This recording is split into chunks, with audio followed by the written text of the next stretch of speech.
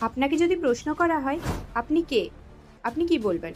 কেউ বলবে ডাক্তার, কেউ ইঞ্জিনিয়ার, কেউ শিক্ষক, কেউ হয়তো গৃহবধূ। আর একটু গভীরে ভাবলে বলবেন আমি একজন স্বাধীন দেশের স্বাধীন চেতা নাগরিক। কিন্তু সত্যিই কি এটাই আপনার পুরো পরিচয়? এই পৃথিবীতে আপনার অস্তিত্ব কি শুধু একটা পরিচয়পত্রের মধ্যেই সীমাবদ্ধ? জাপানের একটি শব্দ আছে ইকিগাই, মাত্র 6 অক্ষরের একটি শব্দ, কিন্তু জীবনের গভীর অর্থ বহন করে।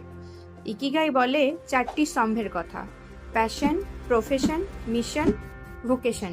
যখন এই 4টি এক জায়গায় মিলিত হয় তখনই খুঁজে পাওয়া যায় আপনার বেঁচে থাকার প্রকৃত কারণ, আপনার ইকিগাই।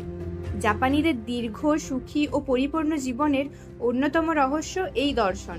এটি শেখায় সক্রিয় থাকতে, হাসি খুশি থাকতে, প্রকৃতি ও মানুষের সঙ্গে সংযোগ রাখতে এবং সহমর্মিতা ও বন্ধুত্ব গড়ে তুলতে। তাই আজ নিজেকে নতুন করে জিজ্ঞেস করুন তো, আপনি কে? শুধুই কি একটি পেশা, নাকি একটি উদ্দেশ্য?